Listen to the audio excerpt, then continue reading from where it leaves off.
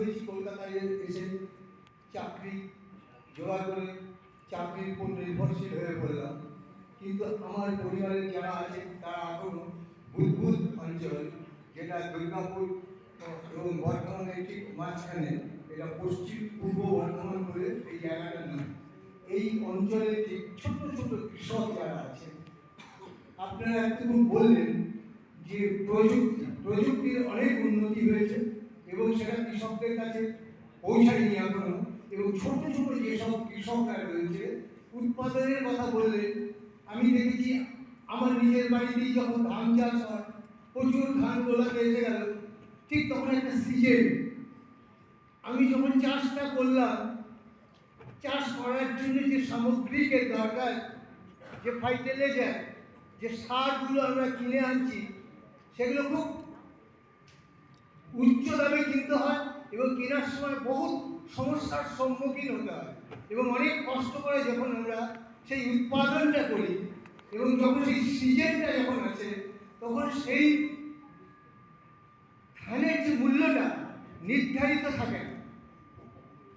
এর ফলে কি হয়, আমি ধরুন 10,000 টাকা খরচা করে যে ধান চাষ করলাম, সেই ধানটা যখন আমি বিক্রি করতে যাচ্ছি তখন তার মূল্য হয়ে যাচ্ছে 8,000 টাকা, অর্থাৎ 2,000 টাকা কমে আমাকে বিক্রি করতে হচ্ছে।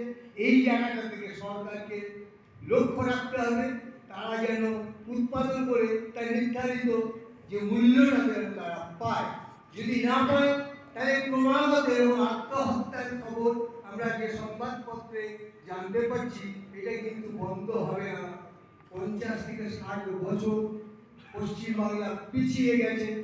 আজ আমাদের একটা সৌভাগ্য, আমরা আজকে প্রকাশ্যে রাস্তায় দাঁড়িয়ে কথা বলার যে অধিকার পেয়েছি, এর জন্য এই সরকার এবং এই বাংলার প্রত্যেকটা মানুষের কাছে আমাদের অনেক অভিনন্দন আমার এই কমিউনিটির পক্ষ থেকে জানাই।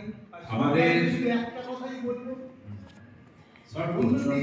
উন্নতি প্রগতি যেন আরো দ্রুত গতিতে হয় এবং ছোট ছোট কৃষক যারা, তারা যেন তাদের প্রকৃত উৎপাদনের মূল্য পায়।